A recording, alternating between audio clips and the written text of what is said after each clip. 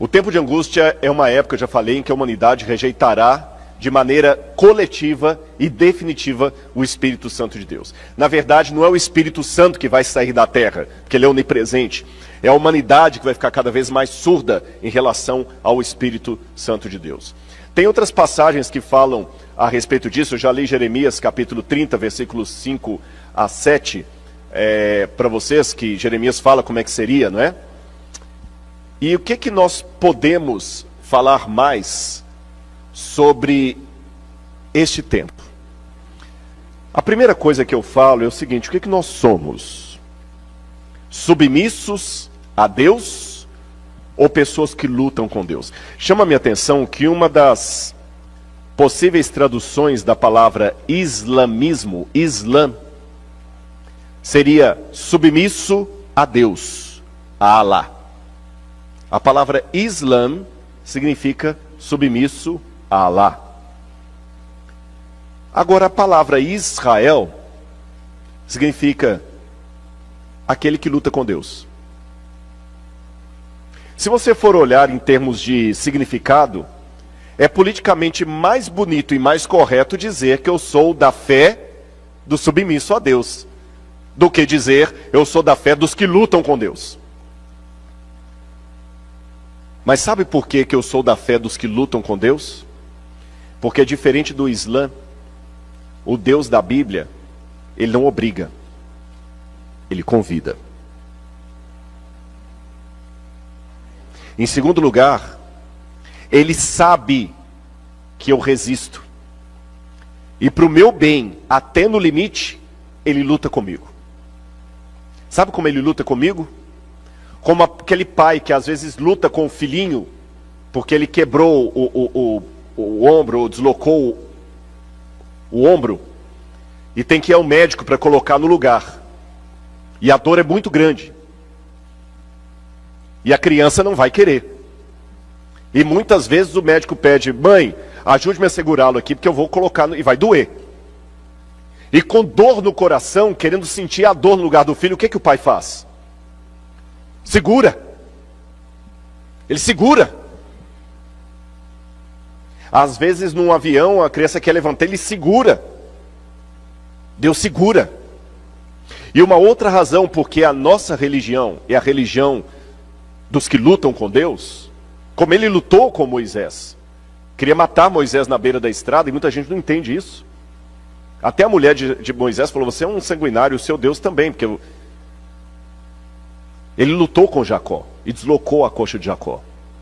É porque ele sabe que muitos aprendizados só vêm pela luta. E para fechar as razões pelas quais Deus luta conosco, eu não sei se eu tenho aqui nessa noite alguém que... Eu sei que tem alguém que já passou pela carreira militar, mas eu não sei se tem mais alguém. Mas um treinamento de guerra não é feito jogando baralhos ou assistindo um filme sobre guerra. Treinamento militar para guerra, você treina lutando. É colocando o soldado dentro da barraca e jogando gás lacrimogêneo lá dentro, para ele poder ficar... É treinando o psicológico dele até a última instância, fazendo-o tomar decisões em meio de muito barulho, fazendo cumprir uma ordem, ainda que caia tudo. E por que os generais, por que os comandantes, por que os superiores do exército, da marinha, da aeronáutica são tão duros com seus soldados? Não é porque eles não têm amor, não é porque eles não têm coração, é porque eles sabem que aquela dureza pode ser o diferencial entre a vida e a morte no campo de batalha. Irmãos, aprendam uma coisa: na guerra, você não pode se dar ao luxo de ter frescuras. Guerra é guerra. Na guerra você come qualquer coisa, você dorme em qualquer lugar. A questão é sobreviver. Então, se Deus sabe que nós estamos numa guerra, um conflito cósmico entre as forças do bem e do mal, Deus luta comigo para me treinar. Então, se você está sendo atacado pelo mal, E você pergunta, por que Deus está deixando? Ele está treinando você, meus irmãos. Eu vou contar para vocês uma coisa. Eu questionei muitas vezes por que Deus deixou passar por algumas situações tão ruins, que se eu contasse aqui, muitos de vocês chorariam em solidariedade a mim. Mas quando eu olho para você e olho e falo assim, eu sei o que você está passando e em nome de Jesus Ele vai te salvar, o meu sofrimento, não sou masoquista, porém o meu sofrimento passou a ter significado. Porque além da unção do Espírito Santo, é a minha experiência de vida que me dá moral para falar com você, fica firme, Deus te ama, você vai vencer. Quantas organizações não governamentais foram criadas por uma mãe que perdeu um filho num acidente automobilístico?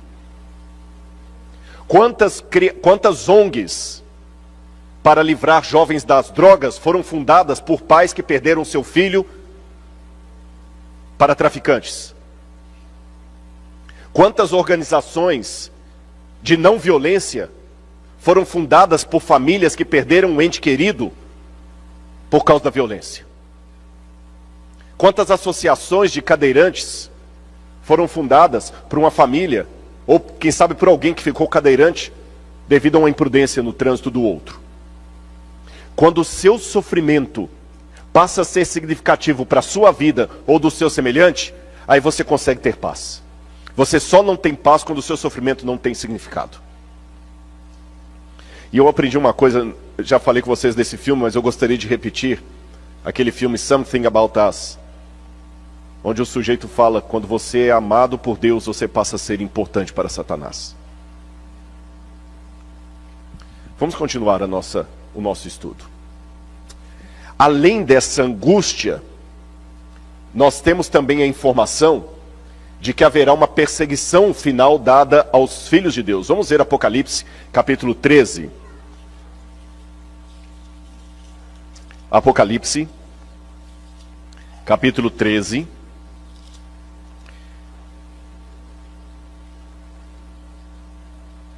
Versículos 5 a 7. Quando fala da besta diz, e foi-lhe dada uma boca que proferia arrogâncias e blasfêmias. Foi-lhe dada autoridade para agir durante 42 meses. A besta abriu a sua boca em blasfêmias contra Deus, para lhe difamar o nome e difamar o tabernáculo, a saber, os que habitam no céu. E foi-lhe permitido também que lutasse contra os santos e os vencesse. Foi-lhe dada ainda autoridade sobre cada povo, tribo, nação e língua, e ela será adorada por todos os que habitam sobre a terra, aqueles que desde a fundação do mundo não tiveram seus nomes escritos no livro da vida do Cordeiro, que foi morto. Lembram lá Daniel? Serão salvos aqueles que têm o seu nome no livro. Aqui vão seguir a besta, aqueles que não têm o seu nome no livro. E o verso 17 diz, verso 16, perdão, vamos ler do verso 15. E foi-lhe concedido poder para dar vida à imagem da besta, para que também a imagem da besta falasse, e fizesse morrer todos os que não adorassem a imagem da besta, a todos os pequenos e os grandes, os ricos e os pobres, os livres e os escravos. Faz com que lhe seja dada certa marca, na mão direita ou na testa, para que ninguém possa comprar ou vender, senão aquele que tem a marca, ou o nome da besta, ou o número do seu nome. É interessante também que em Apocalipse capítulo 6, versículo 9, nós temos também uma visão em que João vê os mártires, que sofreram martírio ao longo da história do cristianismo. E os mártires, o sangue dos mártires, a alma, a vida deles, clama a Deus falando, até quando, verso 10, até quando, ó soberano Senhor, não julgas em vingas o nosso sangue dos que habitam sobre a terra? Aí o verso 11 diz, a cada um deles foi dada uma veste branca, e lhes foi pedido que repousassem ainda um pouco mais de tempo, até que também se completasse o número dos seus conservos e irmãos, que iam ser mortos igualmente eles foram. Então, irmãos, antes que a porta da graça se feche, alguns de nós talvez poderemos ter de dar a nossa vida por amor do Evangelho, ou perder algum ente querido por amor do Evangelho. Eu não sei o que é pior: morrer ou perder um ente querido que foi morto pelo Evangelho.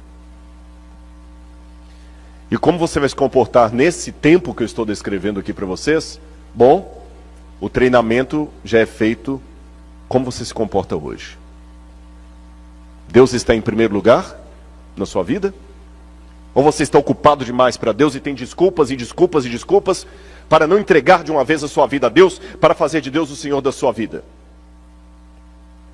E muitas vezes você questiona assim: ah, Rodrigo, desculpa, olha, se Deus é amor, por que Ele deixa eu passar por isso? Eu não mereço. Eu pergunto a você uma coisa: Jesus merecia a rejeição que Ele teve? Merecia? Jesus merecia ter sido traído? Jesus merecia ter sido trocado por um bandido? Jesus merecia morrer na cruz? Se Ele não merecia e passou por tudo isso, por que você se julga melhor do que Jesus, achando que você não merece? Por quê? Se Ele que não merecia passou, e Paulo fala, queremos ser semelhantes a Cristo em glória, mas devemos também ser semelhantes a Cristo no sofrimento. E não é uma questão de masoquismo, de ter prazer no sofrimento, não é isso, irmãos. Mas é um privilégio sofrer por Cristo e como Cristo. Nós não podemos sofrer como Cristo no sentido de salvar alguém através do meu sangue, porque eu não sou o Redentor. Mas Jesus falou: eles me odiaram, vão odiar você também. Agora, nós temos várias formas como os teólogos entendem esse tempo de angústia que eu acabei de descrever para vocês. Alguns teólogos da linha preterista acham que o tempo de angústia é apenas aquela angústia que Judá e Jerusalém passaram antes da destruição do templo no ano 70. Eu não concordo com isso. Há outro grupo de teólogos que acreditam que o tempo de angústia é apenas o sofrimento que a igreja passou ao longo das eras. Eu também penso que não, porque é um tempo de angústia muito específico. Outros pensam que o tempo de angústia será um caos no governo do anticristo. Eu estou nessa linha aqui. Só que nessa linha tem dois grupos de teólogos: os pré-tribulacionistas e os pós-tribulacionistas. Um acredita que a igreja vai ser arrebatada para não passar pela grande tribulação. Outros acreditam que não, que a igreja vai ficar aqui e enfrentar a grande tribulação. Pós-tribulacionistas, eu sou desse grupo. E um último grupo que eu não concordo também é o grupo idealista, que acha que o tempo de angústia é apenas uma metáfora para qualquer angústia da vida. Vamos ver aqui o que diz a história da igreja sobre isso. Aquela ideia, vou revelar para os irmãos uma coisa que vai surpreendê-los. A doutrina pré-tribulacionista, que ensina que a igreja vai ser arrebatada, essa doutrina só foi criada no final do século XVIII. A partir do final do século XVIII, Francisco Ribeira, que era católico, foi um dos primeiros a falar do que hoje é o dispensacionalismo. Depois dele, um evangélico chamado Darby pegou a ideia e começou a pregar na igreja. Depois dele, veio Scofield e criou a Bíblia anotada de Scofield, que ensinava o arrebatamento secreto e tudo mais. Depois de Scofield, você teve Hal Lindsey, que tornou a coisa mais popular ainda. E depois de Hal Lindsey, você teve Tim LaHale.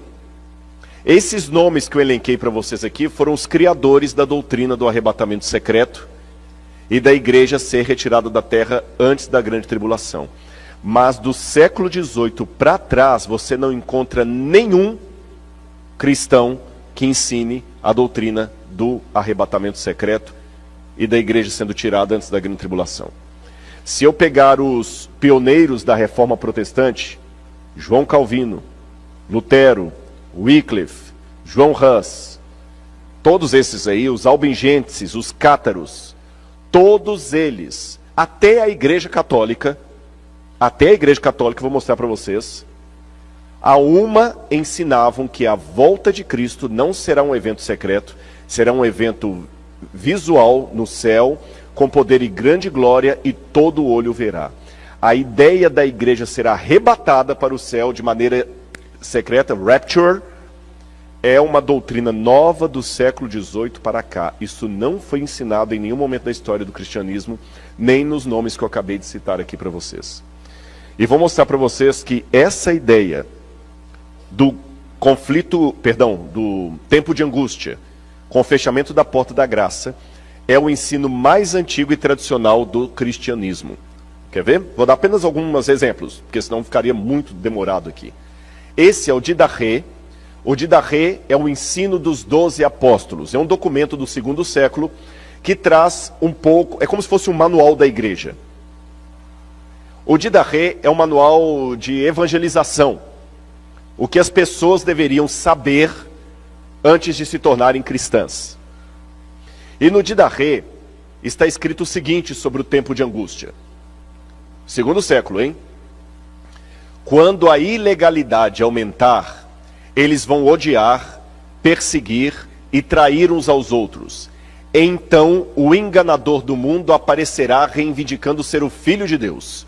E ele fará sinais e maravilhas, e a terra será entregue em suas mãos. E ele fará coisas iníquas que não foram vistas desde o início do mundo. Então a humanidade entrará no fogo da provação, e muitos serão levados a tropeçar, e muitos perecerão. Mas aqueles que perseverarem em sua fé serão salvos da maldição. É interessante que alguns, e olha que isso, eu quero chamar a atenção do Didache, porque o Didache foi escrito numa época em que as pessoas tinham na memória ainda o ensino do apóstolo João. Vocês entenderam? Que conheceram pessoalmente João. Eles estavam muito próximos da fonte apostólica. Alguns falam, não, mas a Bíblia fala, no Apocalipse fala que Deus promete que ele vai nos livrar da provação. Então a igreja vai ter que ser tirada antes, Rodrigo. Não. Livrar da provação não significa ser retirado dela, mas ser salvo em meio a ela. Deus não livrou os companheiros de Daniel da fornalha ardente, impedindo-os de passarem pelo fogo. Olha como é o livramento de Deus. O livramento da fornalha ardente foi permitindo-os passar pela fornalha ardente e salvando-os em meio ao fogo. O livramento de Noé e sua família não foi tirando-os antes que o dilúvio caísse. Pelo contrário, como é que Deus livrou Noé e sua família? Deus os livrou dentro da arca em meio ao dilúvio. Deus não tirou Noé da terra antes que o dilúvio caísse. Deus não tirou os companheiros de Daniel da fornalha antes que o fogo acendesse. Então a promessa de Deus que vai livrar o povo naquele dia, na minha compreensão, é em meio àquele dia. Vamos continuar. Um grande teólogo batista, George Ladd, um dos maiores especialistas em escatologia, infelizmente já falecido, escreveu livros maravilhosos sobre teologia sistemática. E esse livro, The Blessed Hope, a Bendita Esperança, ele afirma claramente que a bendita esperança não é a libertação da tribulação, é a união com o Senhor em sua vinda. George Ladd entendia que a volta de Jesus é um acontecimento histórico real no céu e não um arrebatamento secreto da igreja. E como ele, nós temos vários outros teólogos protestantes, Matthew Henry, que eu podia citar para vocês, Adam Clarke, e outros mais, Delitzsch, até o catecismo católico. Lembra que eu falei com vocês que até a igreja católica, você sabe o credo, né?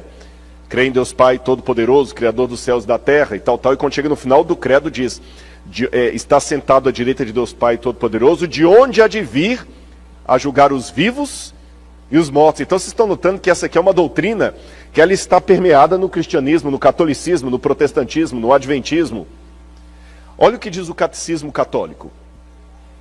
Antes da segunda vinda de Cristo, a igreja precisa passar por uma provação final que sacudirá a fé de muitos crentes. A perseguição que acompanha sua peregrinação na terra revelará o mistério da iniquidade na forma de um engano religioso que é o anticristo, um pseudo-messianismo pelo qual o homem se glorifica a si mesmo no lugar de Deus e de seu Messias que veio na carne. Eu concordo com o catecismo. Vocês estão notando que eu mostrei na Bíblia e ao mesmo tempo estou mostrando autores que não são da igreja adventista que estão dizendo o que eu estou dizendo. Lembra que eu falei, como mineiro, né? Que as minhas aulas, meus sermões e meus livros são um queijo feito de várias vacas? E é isso aí.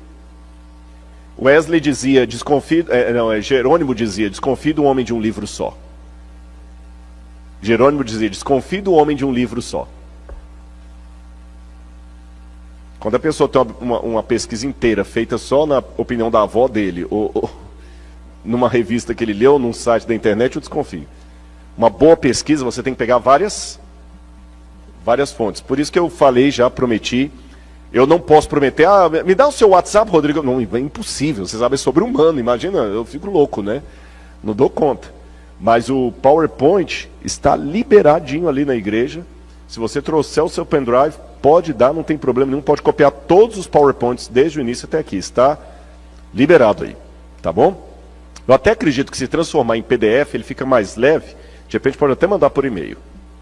Bom, Billy Graham, esse dispensa apresentações. Billy Graham também acreditava como eu estou apresentando para vocês. Olha o que disse Billy Graham. Eu ouvi o som distante de cascos e vi os cavaleiros do mal no horizonte de nossas vidas.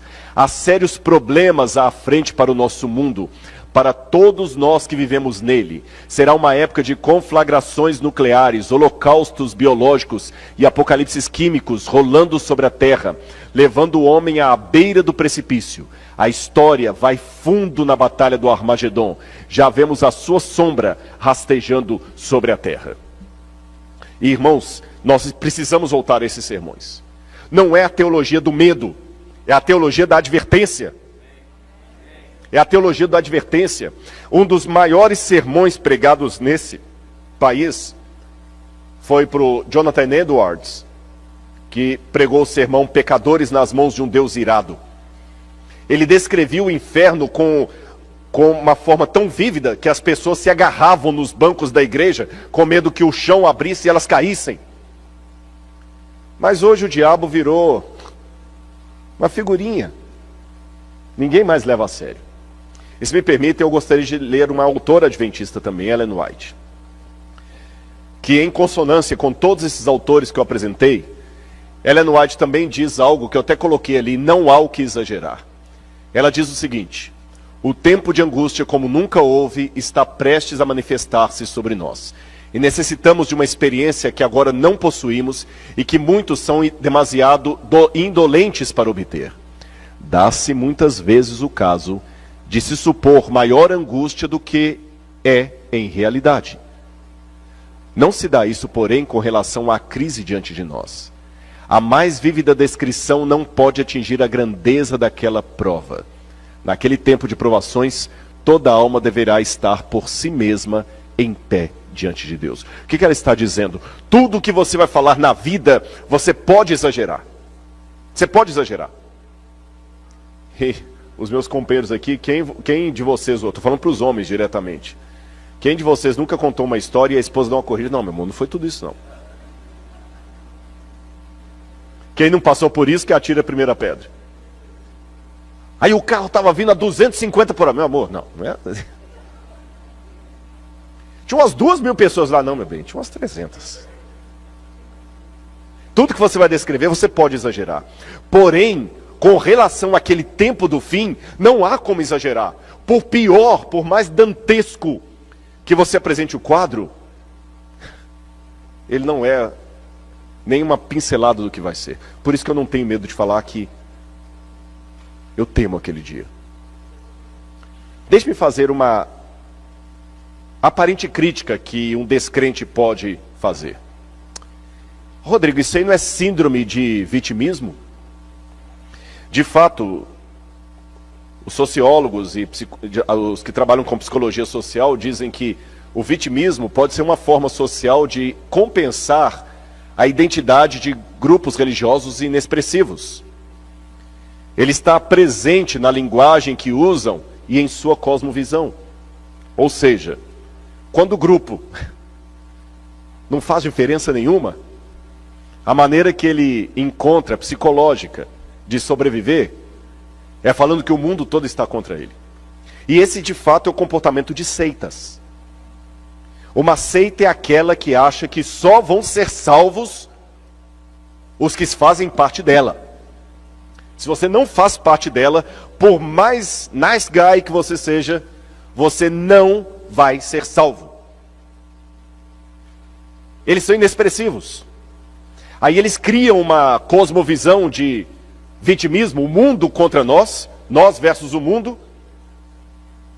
E quando alguém mostra o erro deles, eles estão tão fechados, tão enclausurados nessa ideia de vitimismo, que ele consegue enxergar que você está indo contra a verdade de Deus. Síndrome de Messias. Aí surgem casos terríveis, como o de David Koresh, aquele da Guiana, Jim Jones, o pastor do diabo, reuniu um grupo ali, e quando todo mundo foi lá, põe todo mundo para se matar, porque o mundo está contra nós. Não, isso aqui, nesse caso específico, não é síndrome de vitimismo. Porque eu mostrei que o cristianismo, de um modo geral, já tem essa crença arraigada há muito tempo. E se você duvida, Rodrigo, é impossível que o mundo inteiro vá se voltar contra um grupo de fiéis? Não, olhe para trás na história e você vê que é possível. O mundo também duvidou que Hitler faria o que fez. Aliás, duvidou tanto que eu conheci em Belo Horizonte uma senhora, ela já está com mais de 90 anos. E na sua infância, ela foi da escolinha de Hitler na Alemanha. Ela foi da escolinha de Hitler. E ela falou para mim pessoalmente, Rodrigo, até hoje eu tenho dificuldade de acreditar que Hitler fez tudo aquilo que o povo fala. Porque com a imagem que ela tinha do Führer, um homem passando cortês com todo mundo, sedutor. As mulheres eram apaixonadas com Hitler. E quando ele falava, ele encantava as pessoas. A Alemanha, na Primeira Guerra Mundial, saiu em frangalhos. As pessoas levavam um carrinho de marco alemão para voltar com um pedaço de pão e uma salsicha para casa. Passavam fome. No inverno rigoroso da Alemanha, muitos morriam de frio porque não tinham nem madeira para poder aquecer uma lareira. Hitler tirou a Alemanha do buraco. Hitler salvou o povo alemão. Hitler trouxe de novo orgulho para o povo alemão. E ele fez o povo alemão acreditar que eles não eram maus, que eles não eram escória. Ele trouxe a dignidade. Ele enalteceu os alemães. Ele tornou a Alemanha uma superpotência. Muitos alemães não acreditavam que milhões de pessoas estavam sendo mortas. Parecia teoria da conspiração. Nem os Estados Unidos da América acreditaram. Nem Roosevelt, num primeiro momento, acreditou. Einstein custou a convencer alguns alemães da ameaça... Einstein custou a convencer alguns americanos da ameaça que Hitler representava. Quando Einstein escreveu a carta dele alertando sobre a bomba atômica, muitos americanos não acreditaram em Albert Einstein. Por isso que os aliados chegaram só no fim. E até hoje há pessoas que acham que é mentira esse negócio de 6 milhões de judeus mortos. Mas eu sei que não é. Eu já visitei o campo de concentração nazista. Eu conheço judeus que perderam parentes. Olha, irmãos, dificilmente uma coisa me irrita tanto quanto uma vez um irmão de igreja mandou uma carta para mim, entregue por outro lá. E se esse irmão estiver assistindo hoje, que ele trema, porque eu não estou nem aí. descendente de alemão, falando para eu parar de falar mal de Hitler e da Alemanha, porque isso é mentira, é contra dos judeus. Eu fiquei tão irritado, tão enojado. Aí ele pensou, não, mas ele é um irmão da igreja há muitos anos. Eu falei, olha, desculpa, esse irmão ele tem que mudar a cabeça dele. Eu desconfio da salvação dele falando uma besteira dessa. Que é complô dos judeus inventarem o holocausto. Como eu tenho um amor pela história de Israel, eu fui lendo aquilo ali, mas foi me dando um estádio nervo que eu não aguentei. A Laura lembra como é que eu fiquei. Até hoje tem pessoas que duvidam. Mas se eu estou falando para pessoas sensatas que sabem que o holocausto aconteceu e que 6 milhões de pessoas foram mortas, e se eu estou falando para pessoas sensatas que sabem que enquanto eu estou falando aqui, tem governos, já aproveitando que tem africanos aqui, tem governos totalitários na África que estão matando pessoas porque são de outra etnia. Olha o que aconteceu em Ruanda. Então não digam que a perseguição final é um mito, ela pode acontecer. E sabem qual que é a receita da maldade? Primeiro, uma crise. Crise é a oportunidade para surgirem heróis e enganadores. Pode olhar. Tem muito advogado corrupto que a especialidade dele é pegar pessoas fragilizadas. É alguém que perdeu a casa no incêndio? É o pai que perdeu um filho no acidente? É o imigrante sem documento, que está fragilizado? A oportunidade, a crise é a oportunidade para os heróis e para os bandidos. Segundo ingrediente da receita da maldade, um povo sem rumo. Um povo que não sabe para onde está indo. E curiosamente nós estamos com uma crise e estamos com um povo sem rumo. Falei essa semana das crianças que estão querendo limites, que ninguém, os pais não dão limite mais. O pai não dá limite, a mãe não dá limite. Ele está sem rumo. Cresceu a vida toda sem ouvir um não. Aí quando ele é adolescente vai namorar uma menina. Quando ela fala não, ele vai lá e mata. Fica no quarto trancado o dia inteirinho jogando o joguinho lá. E se você falar com o pai vira bicho. Aí depois ele compra uma arma, vai lá na escola e mata todo mundo. Aí todo mundo, como? Isso não aconteceu da terça para quarta-feira.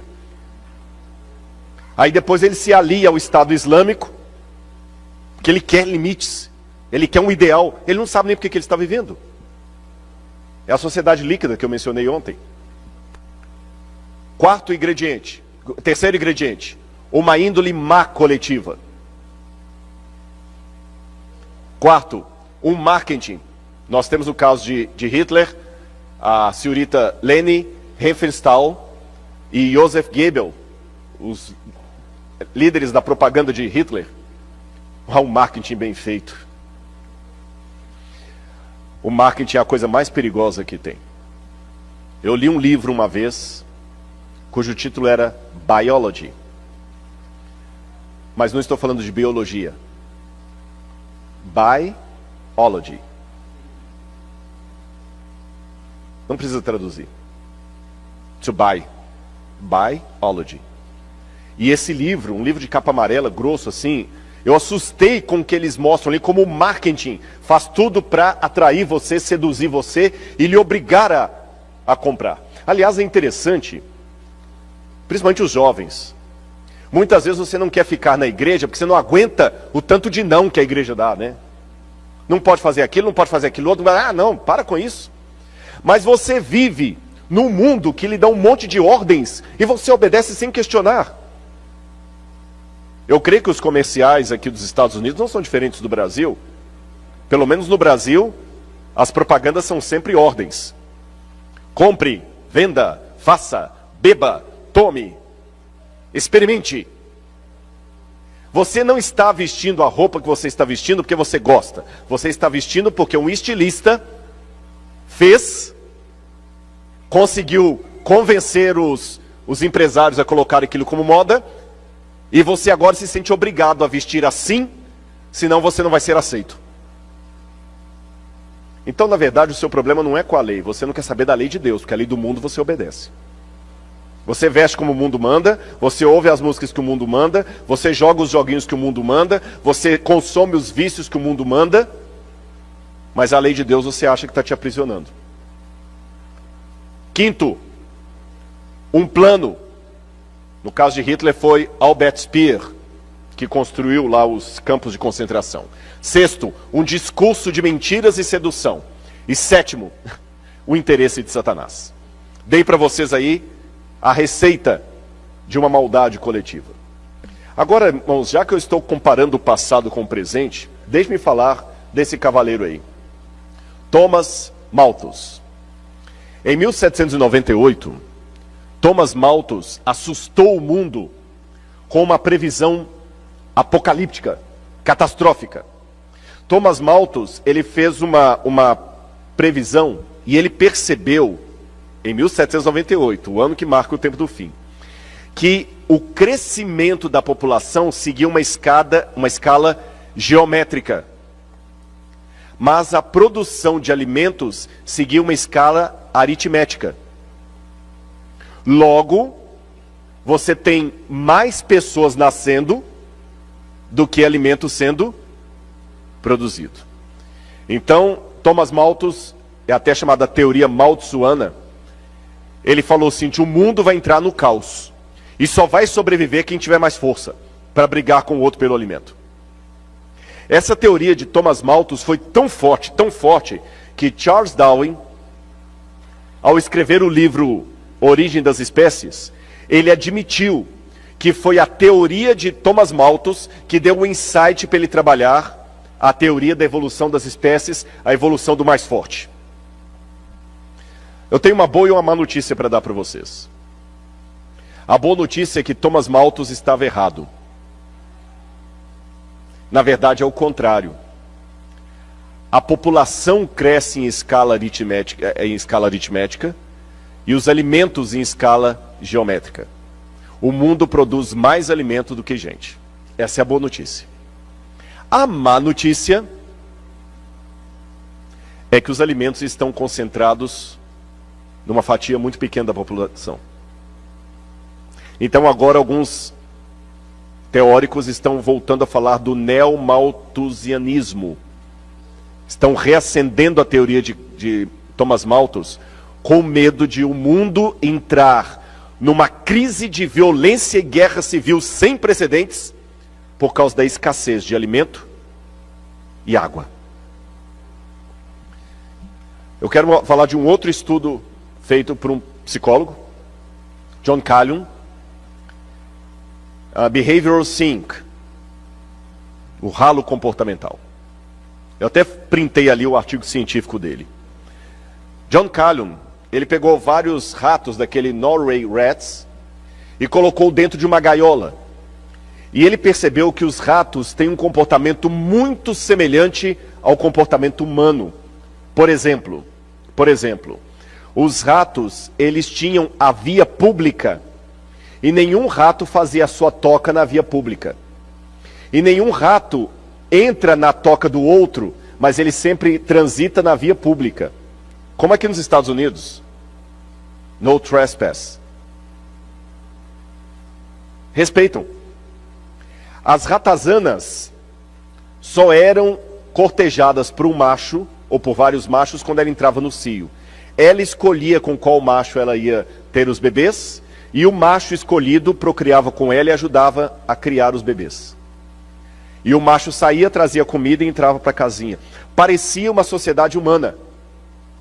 Só que John Calhoun fez o seguinte. Ele começou aos poucos a tirar o alimento ou dar a impressão para os ratos que o alimento estava pouco. Irmão, sabe o que começou a acontecer? O comportamento dos ratos foi mudando. Foi mudando e eles começaram a se destruir. E o que chamou a atenção de John Calhoun no final, quando vários ratos começaram a se matar, é que agora, por exemplo, quando a escassez de alimento começou, os ratos mudaram o comportamento deles. Por exemplo, agora a ratazana não era mais cortejada pelos ratos quando ela entrava no cio. Mesmo fora do cio, a ratazana era atacada por 3, 4, 5 machos de uma só vez. E violentada. e depois morta. E alguns ratos chegavam e faziam relação com o cadáver. Começou a acontecer entre os ratos canibalismo. As relações começaram a ficar de curta duração. Os ratos começavam agora a devorar os filhotes assim que nasciam. Alguns ratos começaram, que eles chamavam de sondadores, começaram a andar apáticos no meio dos outros. Outros começaram a se reunir em gangues. Os ratos começaram a se alojar, tinham uma espécie de um tubo, onde antes o alimento era dado. Os ratos começaram a se alojar naquele tubo e os dominantes ficavam no topo e obrigavam os mais fracos a vir trazer comida para eles. Alguns ratos machos começaram a se insinuar para outros ratos machos. E algumas ratazanas fêmeas começaram a se insinuar para outras ratazanas fêmeas. E antes que alguém me critique, está falando contra, estou apenas descrevendo o que está no artigo do John Callum. Se você está achando ruim, processe John Callum, num processo que ele morreu. Mas o artigo está isso. O comportamento de dois machos ou duas fêmeas não existia entre os ratos da espécie Norway. Mas nessa situação começou a acontecer e em escala crescente.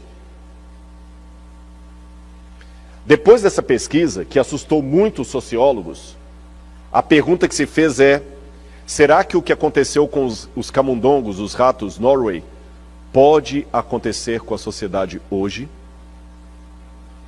John Callum morreu, a pesquisa dele, a resposta não foi dada, mas até hoje existem alguns psicólogos behavioristas de psicologia comportamental que ainda se fazem a pergunta com medo de uma resposta.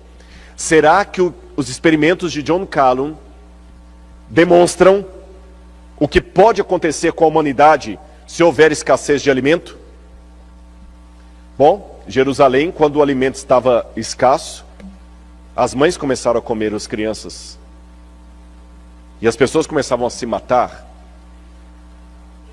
O neomalthusianismo que eu falei com vocês, ele está sendo revisitado, porque hoje, apesar de haver mais produção de alimentos do que nascimento de crianças, há 4 segundos é o tempo que separa cada uma das mortes no mundo por fome.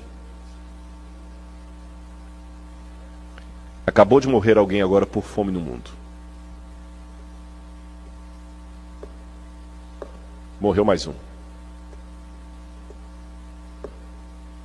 Morreu mais um. A cada 4 segundos, uma pessoa morre por fome no mundo. Por isso que alguns estão reacendendo a teoria de Thomas Malthus, que o alimento está escasso. 1 em cada 6 habitantes do planeta passa fome. Quase 1 bilhão de pessoas. 1,4 milhão de crianças correm risco iminente de morrer de fome. Mais de 1 bilhão de pessoas, 18% da população mundial, não tem acesso à quantidade mínima de água para o consumo. Entre 100 pessoas, uma estaria morrendo de fome. Se o mundo fosse reduzido a 100 pessoas, entenderam a comparação? Se o mundo fosse reduzido a 100 pessoas, significam que 15 estariam desnutridas, 21 com excesso de peso. Eu tenho outros números aqui que eu acabei não colocando. Enquanto isso, no mundo de Deus, um estudo observa que, apesar dos progressos nas últimas décadas, cerca de 800 milhões de pessoas não têm comida suficiente. No total, seriam necessários 267 bilhões de dólares por ano para acabar com a fome no mundo. Se eu quiser acabar, além da fome, com os problemas de saneamento básico, habitação e outras coisas mais, eu precisaria de 1,2 trilhão de dólares no mundo para poder acabar com isso. E onde é que nós vamos conseguir essa quantidade de dinheiro? Eu vou falar com vocês onde é que a gente vai conseguir essa quantidade de dinheiro. Onde é que nós podemos conseguir dinheiro para acabar com a fome no mundo? Segundo dados da ONU, o tráfico de drogas, não seu combate, o tráfico, movimentam 300 bilhões de dólares por ano. Esses dados já têm 5 anos, então estão desatualizados. A prostituição é o segundo maior negócio do mundo, com cerca de 108 bilhões de dólares por ano. Levando em conta a opacidade que envolve a rede, o que dificulta um cálculo exato. Isso aqui é uma estimativa. O terceiro lugar é ocupado pelos bancos, que movimentam 115 bilhões de dólares por ano. Embora nem tudo mude, algumas entidades acumulam em seus cofres até 800 bilhões em ativos. Em 2019, os 2.153 bilionários que havia no mundo tinham mais dinheiro do que 60% da população do planeta. Entenderam isso? 60% de todo o PIB mundial está nas mãos de 2.000 e poucas famílias. O mundo não aguenta isso mais. Em quarto lugar, jogos de azar, que só na Espanha gastam 35 bilhões por ano. Se eu juntar esses valores aí, eu tenho dinheiro para acabar com a fome no mundo. E alguém pode perguntar, tá, e a igreja? Por que você não pega o dinheiro da igreja também aí? Bom, para dar uma satisfação para vocês, não posso responder de todas as igrejas, mas é assim que é distribuído o dízimo da Igreja Adventista do Sétimo Dia. Nós não cobramos para pregar, para dar palestras, e o dízimo não fica na igreja local. Ele é justamente distribuído naquelas várias fatias lá que vocês podem ver, para que a igreja possa ser mais participativa possível. E o presidente mundial da Igreja Adventista não tem um salário maior do que o pastor Marcos dessa igreja. O presidente da divisão sul-americana não tem um salário maior do que o meu. E o meu salário não é maior do que um pastor de uma igreja do interior. Tá bem? Só para dar essa explicação, porque eu sei que alguém vai ouvir. Tá, por que ele não fala do dinheiro das igrejas? A sociedade está indo por ralo abaixo. A Organização das Nações Unidas para a Alimentação e Agricultura publicou um estudo sobre o impacto econômico e ambiental do desperdício de alimento. São mais de 1,3 bilhão de toneladas de alimento desperdiçados todos os anos, o que dá um prejuízo de 750 bilhões de dólares por ano em desperdício de alimento. E esse país aqui está medalha de ouro. Agora consideremos alguns textos. Publicado na Review Herald, de 22 de novembro de 1906. O tempo de graça não durará muito mais. Deus está retirando da terra sua mão refreadora. Por longo tempo ele tem falado a homens e mulheres mediante a atuação do seu Santo Espírito, mas eles não têm atendido ao apelo. Agora está falando a seu povo e ao mundo por meio de seus juízos. Agora! O tempo desses juízos é um tempo de misericórdia para os que ainda não tiveram oportunidade de aprender o que é a verdade. O Senhor olhará para eles com ternura. Tempo do juízo agora. E como é esse tempo de juízo? Apocalipse, capítulo 16.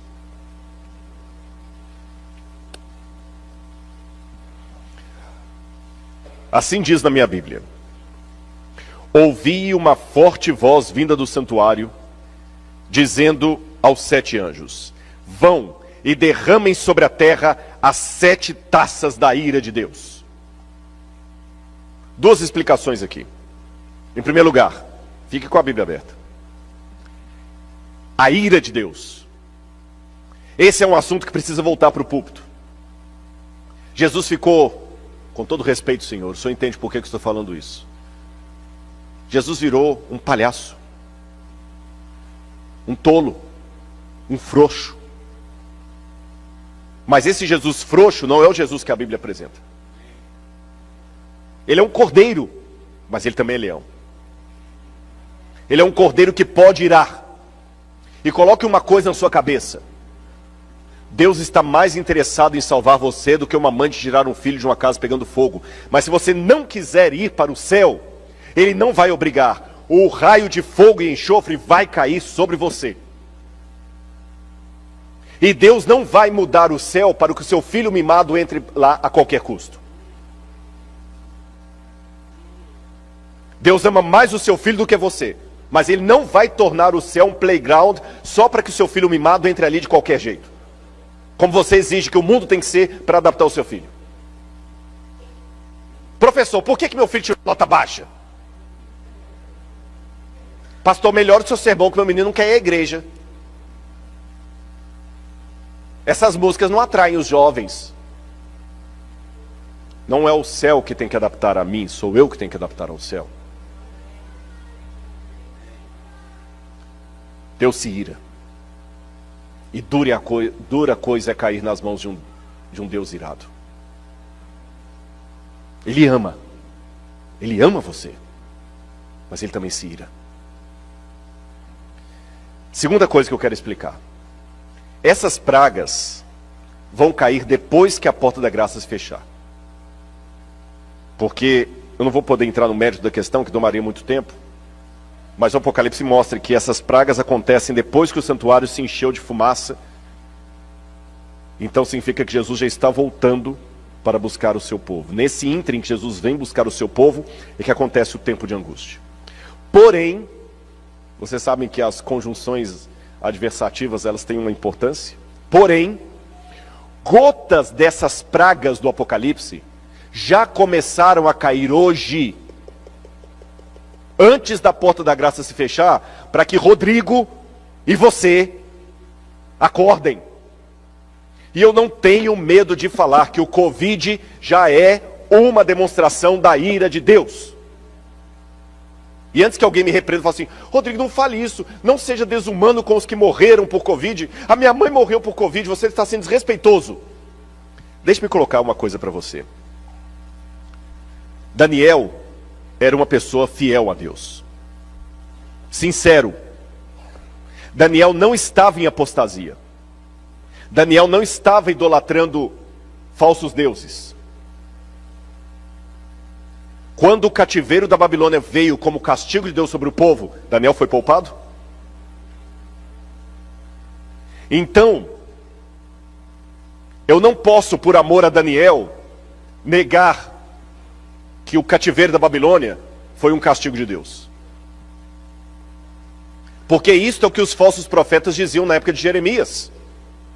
Jeremias dizia, Nabucodonosor vai vir, e este é o castigo de Deus porque vocês estão brincando com fogo. Aí chegavam os falsos profetas e falavam assim, Jeremias, você é um perturbador de Israel. Não fale isso. Tenha mais respeito com as famílias vitimadas pelos babilônios. Talvez alguém até diria, estou parafraseando, tenha mais respeito com Daniel. Quer dizer então que Deus castigou Daniel, Jeremias? Não, Deus não castigou Daniel. Mas Jesus falou, no mundo, 3 aflições. Tem de bom ânimo, eu venci o mundo. Haverá situações em que Deus vai livrar o povo dele da praga, como aconteceu no Egito. Mas haverá situações em que Deus permitirá que uma pessoa sincera do povo de Deus sofra as consequências, mesmo que ele não mereça aquilo. Vocês entenderam? Com isto apresentado, eu quero deixar bem claro. Eu perdi pessoas que eu conhecia para o Covid. E de repente eu estou falando essa noite para pessoas que enterraram um ente querido vitimado pelo Covid. Por favor, aceite as minhas condolências com todo o meu coração. Não estou sendo insensível, não. Mas não me impeçam de falar aquilo que a Bíblia advertiu. E antes que você pergunte, e por que Deus deixou a minha mãe morrer de Covid, sendo que ela não fez nada de mal para ninguém? Eu repito a história da Bíblia. O que Daniel fez de mal para ir para a Babilônia? O que Jesus fez de mal para cair na mão dos romanos? Eu posso amanhã contrair esse vírus e morrer. Eu não estou isento. Até hoje eu não tive.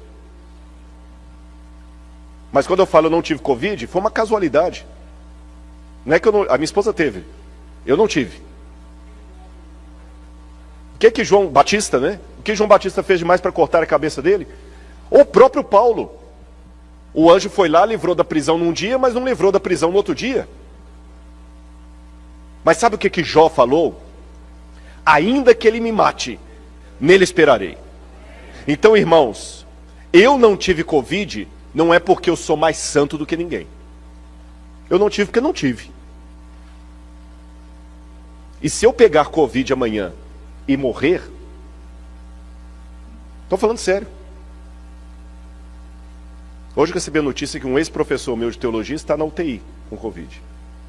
Se eu pegar amanhã o Covid, e vocês ouviram, gente, o Rodrigo pregou pra gente, ele pegou um Covid, foi entubado e morreu. Se isso acontecer, eu não retiro o que eu disse a respeito desse mal. É Deus tentando acordar o mundo. C.S. Lewis dizia, o sofrimento é o megafone de Deus que grita para um mundo que insiste em ficar em silêncio.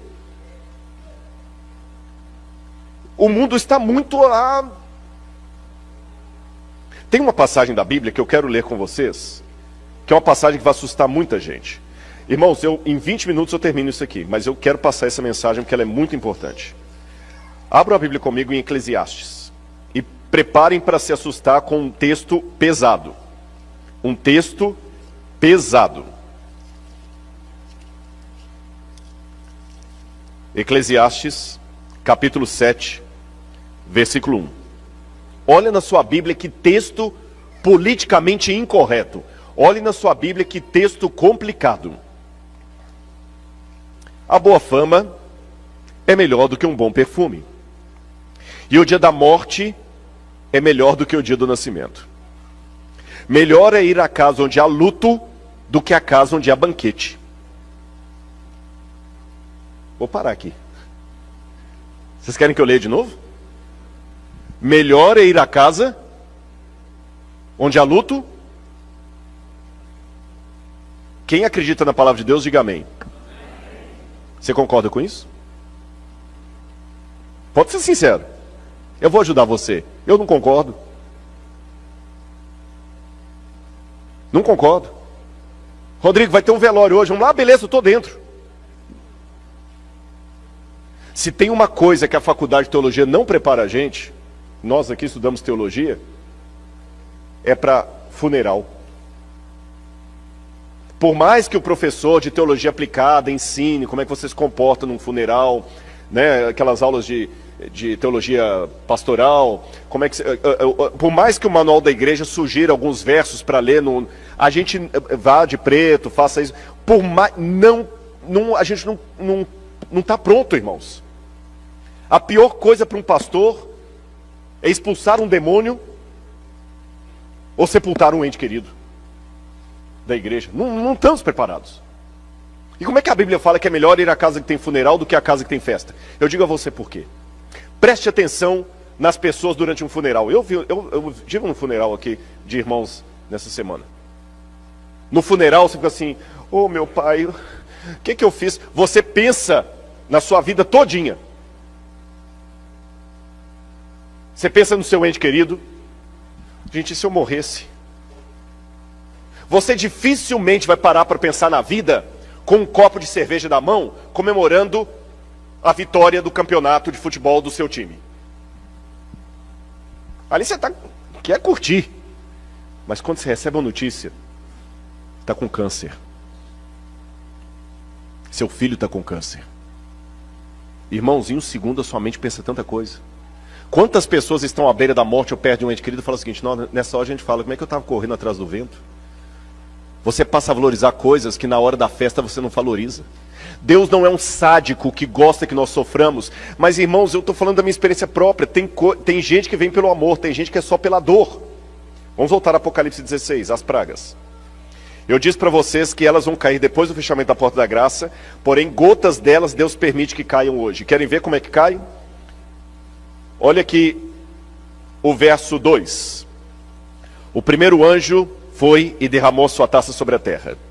E apareceram úlceras malignas e dolorosas nas pessoas que tinham a marca da besta e adoravam a sua imagem. Isto ainda não aconteceu em plenitude, vai acontecer depois do fechamento da porta da graça. Porém, gotas já estão acontecendo agora. Os livros de medicina, cada ano ficam maiores, com a maior quantidade de doenças que vão descobrindo e sistematizando ali. Segundo flagelo. O segundo anjo derramou sua taça sobre o mar, e o mar se tornou como sangue. Se tornou em sangue. Sangue como de quê? De morto. Irmão, sangue de morto é que cor? Preto. Não é vermelho. Sangue de morto é líquido? É viscoso. Qual é o cheiro de sangue de morto? Como estão os rios e fontes d'água com a poluição? Não estão como sangue de morto? Olha o problema do abastecimento de água no mundo. Pular para o quarto aqui. O quarto anjo derramou sua taça sobre o sol e foi-lhe dado queimar a humanidade com fogo. As pessoas se queimaram com um intenso calor e blasfemaram o nome de Deus que tem autoridade sobre esses flagelos, porém não se arrependeram para darem glória a Deus. Alguns afirmam a camada de ozônio, que está com buraco. Outros negam o buraco na camada de ozônio. Eu não sou cientista da área para me posicionar a favor ou contra o buraco da camada, a teoria da camada, do buraco na camada de ozônio. Mas uma coisa eu sei, que as calotas de gelo estão derretendo e a Terra está ficando cada vez mais quente, sim. Perceberam o que está acontecendo? São um megafone de Deus. Olha o que disse o livro, segundo Mensagens Escolhidas: as pragas de Deus já estão caindo sobre a terra, arrebatando edifícios suntuosos, como um sopro de fôlego do céu. Esses juízos não farão com que os cristãos professos caiam em si. Deus permite que sobrevenham para que o mundo se acautele, para que os pecadores temam e tremam diante dele. É Ellen White que escreveu isso aqui. Outro aqui também de Ellen White. Um pouquinho das taças da ira de Deus já tem tido permissão para cair sobre a terra, o mar, afetando os elementos da natureza. As causas dessas condições incomuns estão sendo investigadas, mas inutilmente. Deus não tem impedido que os poderes das trevas levem avante sua nefanda obra de poluir o ar, uma das fontes de vida e nutrição, com um miasma fatal. Não somente é afetada a vida vegetal, mas o homem sofre de epidemias. E antes que alguém fale assim, essa mulher é uma falsa profetisa, deixa eu contar para você uma coisa. Ela escreveu isso em 1891. Hoje é redundante o que ela escreveu. Mas em 1891, sabe quantos cientistas falavam sobre poluição? 0. Nenhum. O primeiro livro escrito falando sobre poluição do ar, e que mesmo assim foi ridicularizado pelos cientistas, foi Silent Spring, de Rachel Carson, publicado na década de 1930. 1930. 40 anos depois que Ellen White falou aquilo, é que surgiu o primeiro livro alertando para a poluição do ar. Quando ela falou aquilo na época, nem os adventistas podiam endossar aquilo. 40 anos depois que foi surgir o primeiro livro e foi ridicularizado pela ciência. Demorou mais 20 anos depois disso para a ciência começar a falar de poluição. Então, quando eu falei com os irmãos, não que as pragas sejam apenas questão de poluição. As pragas vêm direto do santuário de Deus. Mas o que vemos hoje podem sim ser um sinal do que está acontecendo. E como é que Satanás prepara o terreno para o tempo do fim? Paulo falou que os homens perversos irão de mal a pior, enganando-se e sendo enganados. Então o que Satanás faz? Primeira coisa, alienação. Ele quer alienar as pessoas. Cria alienação, enche a mente com informações inúteis. Muitos cristãos hoje ficam preocupados só com a tentação, mas tem um outro grande perigo para os cristãos, a distração. Qual a diferença, Rodrigo? Vou falar qual é. Tentação, ler revista pornográfica. Distração, ler o The New York Times o dia inteiro. Ninguém vai te recriminar porque você está lendo o The New York Times. Você pode até abrir o seu celular e alguém fazer uma busca ali do histórico e achar lá The New York Times, The Washington Post, a Folha de São Paulo. Não é nada que você tenha um histórico de sites que ninguém pode ver. Só que o tempo que você gasta nesses sites permitidos pode tirar você da leitura da Bíblia, da Palavra de Deus, da comunhão. Cuidado com a distração. Glutonaria e intemperança. Mensana corpore sano. Estão cada dia nos convencendo a comer mais papel e isopor. Síndromes psíquicas. Excesso de informação e pouco conhecimento. Augusto Cury falava da síndrome do pensamento acelerado.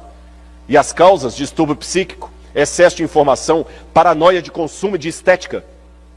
Consumismo. Nós queremos cada vez mais, mais, mais.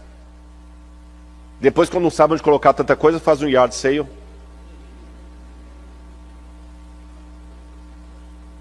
Geração rebelde sem causa. Já falei sobre isso. Crianças que não... Os próprios pais não põem limites em casa. Eles não sabem o que fazer com os filhos. Um Jesus apaixonado. Eu estou preparando uma palestra, já vou dar um spoiler para vocês, sobre o perigo da teologia humanista. Deus me ama, isso é ótimo. Quantos pregadores foram usados por Deus para mostrar o amor de Deus para as pessoas? Pastor Bullion, Morris Venden. Só que uma deturpação da pregação do Pastor Bullion é aquela que coloca um Deus que ama tanto que ele deixa o trono dele para você sentar lá. Cuidado com essas teologias humanistas. Deus faz qualquer coisa para salvar você. Até música contando isso tem. Deus faz qualquer coisa. Não, Deus não faz qualquer coisa. Deus foi ao sacrifício máximo por minha causa. Ele deu o filho dele para morrer na cruz do Calvário por mim. Isso é verdade. Mas Deus não faz qualquer coisa para me salvar. Deus não duela com o caráter dele. E tem uma teologia humanista aí, desculpa, muitas vezes algumas músicas que parecem mais músicas de Roberto Carlos com temática religiosa. Como se Deus fosse um adolescente apaixonado, que se você não for para o céu, ele vai rasgar os pulsos. Não! Deus ama você, mas Ele não vai se suicidar porque você não quis ir para o céu. Visões unilaterais de Cristo. Uns veem um Cristo apenas como um carrasco, outros veem Jesus apenas como um mansinho. Não basta falarmos apenas coisas bonitinhas sobre Jesus. Temos que pregar quem Ele é. Ele é o Senhor da nossa vida. E tem um monte de teólogos e pregadores hoje que só vivem de fama falando coisas bonitinhas de Jesus. Jesus ama todo mundo. Jesus não condena. Jesus condena. Pelo menos o que está na Bíblia condena. É proibido proibir. Ah, Jesus não liga. Jesus não é radical. A igreja, há um perigo muito grande. Alguns na igreja se tornam resistentes, outros apáticos. Interessante que o intento de Satanás não é tirar muitos da igreja, é mantê-los na igreja, mas oferecendo um cristianismo apático ou excitante. A gente estava conversando ontem, voltando para casa. Há pessoas que são servos de Jesus, outros são fãs. Eu estava conversando com o pastor, eu falei assim, engraçado, o Schumacher está vivo ainda? Assim que começou a conversa no carro. Ele está vivo ainda, tem coma. Eu falei, e gastou toda a fortuna dele para manter a esposa, né? Eu falei, engraçado, cadê os fãs do Schumacher? Eu falei, os fãs na hora, o fã, ele só é fã enquanto está tendo glamour. Quando a pessoa sai da vitrine, o fã deixa de ser fã. E tem pessoas que não querem ser servos de Jesus, querem ser fãs de Jesus. Há igrejas lotadas de fãs de Jesus. Jesus é legal. Aí ele customiza Jesus do jeito dele. Mas quando Jesus apresenta a cruz, perde a graça. Crise externa, crise interna no meio do povo de Deus. Irmãos, para terminar, o livro Grande Conflito diz o seguinte: para a sabedoria humana, tudo isso parece agora impossível. Mas ao ser retirado dos homens o Espírito de Deus, o qual tem o poder de reprimi-los, e ao ficarem eles sob o ataque de Satanás, que odeia os preceitos divinos, onde acontecer coisas estranhas. Quando o amor e o temor de Deus são removidos, o coração pode tornar-se muito cruel. Eu termino esse sermão, antes da música, dizendo uma coisa para vocês. Lembrem, vocês estão apenas ouvindo as minhas reflexões. Irmãos, eu também tenho medo do que está por vir. Eu não tenho vergonha de confessar isso para a igreja. Você ficou assustado com esse sermão? Eu também estou. Eu também estou assustado com a crise que aguarda o povo de Deus. Muito assustado. E eu não tenho vergonha de falar para os irmãos visitantes que estão aqui que uma grande parte dos adventistas do sétimo dia, é com lamento que eu digo isso, mas eu não vou mentir para vocês.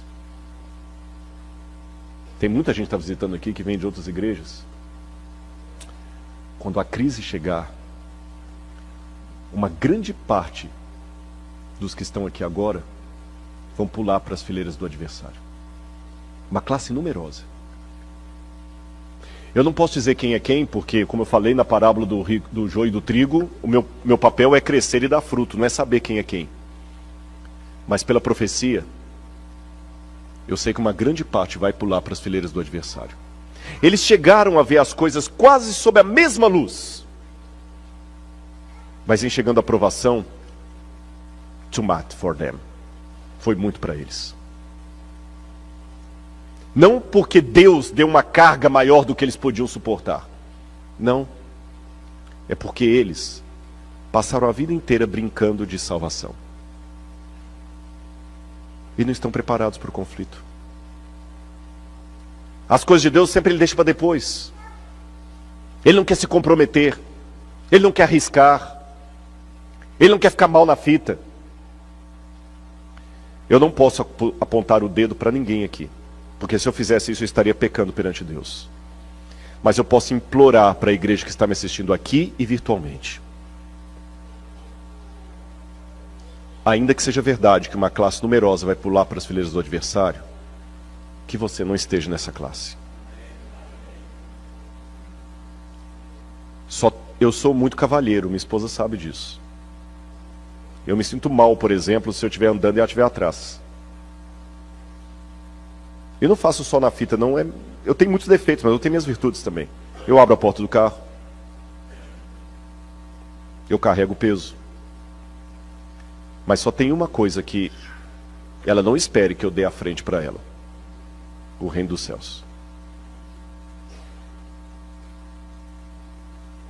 Lá você vai ter que entrar sozinho, com Jesus. Mas eu digo em termos. E não entregue o reino por causa do seu filho, do seu cônjuge, por causa do seu namorado, por causa do seu emprego. Essa crise vai vir, já sabe por quê? Porque hoje todo mundo está igual. A única forma que eu tenho de saber quem é joio e quem é trigo aqui dentro, estou me incluindo.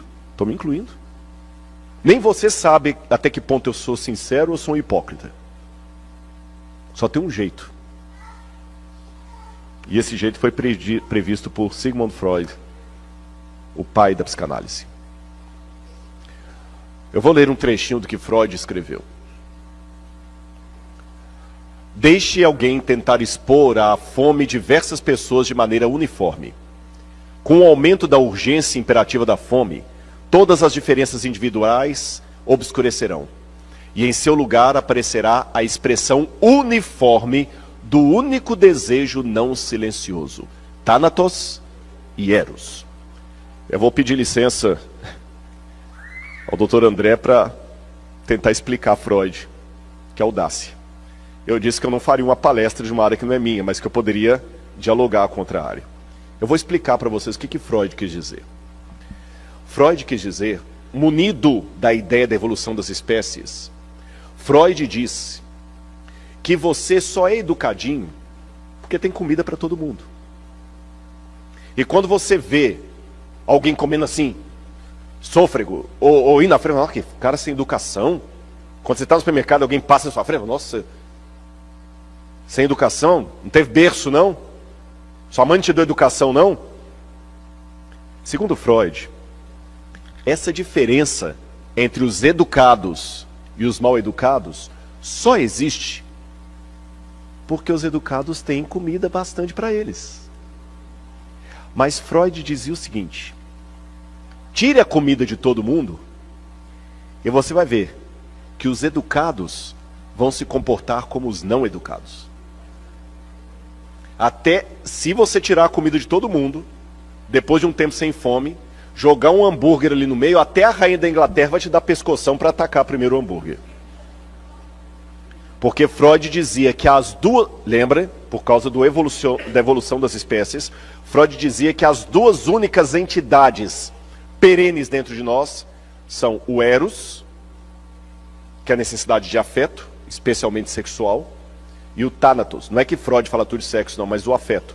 E o thanatos, que morte, necessidade de sobrevivência. Para sobreviver e ter afeto, você faz qualquer coisa. É por isso que um homem excitado estupra primeiro para pensar depois. É por isso que uma pessoa com fome, ele mata primeiro para pensar depois. Freud disse.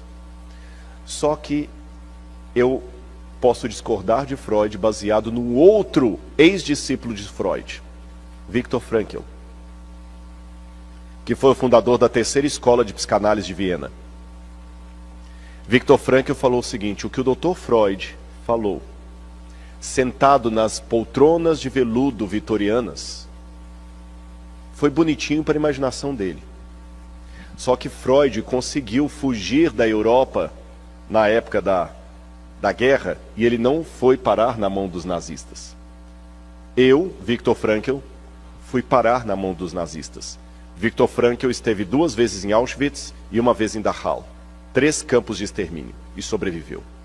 E Viktor Frankl disse: eu vi na prática o que Sigmund Freud idealizou na teoria.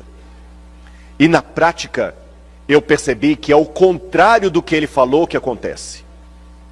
Porque na hora que o alimento foi tirado dos judeus, alguns se tornaram santos. Porque eu vi muitos judeus morrendo de fome para dar o seu pão para alguém que estava mais doente. Eu vi judeu entregando o seu cobertor para aquecer um outro que estava com febre e ele mesmo ficou com frio. Eu vi judeu se voluntariando a ser enforcado no lugar do outro. Mas eu também vi judeus se prostituindo a troco de um pedaço de batata. Eu vi judeu entregando o seu irmão judeu apenas para ganhar as botas dele depois que ele fosse enforcado. Então, diferente do que Freud falou, quando a escassez acontece, não é que todo mundo fique igualado no teor animalesco. Quando a escassez acontece, disse Viktor Frankl, muitos se tornam santos e outros se tornam porcos. Antes da guerra, todos os judeus eram judeus, com a sua feira, com sua loja, com a sua sinagoga. Mas no campo de extermínio, alguns judeus se tornaram santos, outros se tornaram porcos. Quando a perseguição vier sobre o povo de Deus, alguns aqui dentro se tornarão santos, outros se tornarão porcos. Eu não sei quanto a você, mas eu imploro a graça de Deus sobre a minha vida, porque eu quero estar do lado da luz. Eu sei que foi um sermão muito pesado, mas eu precisava fazer essa advertência à igreja.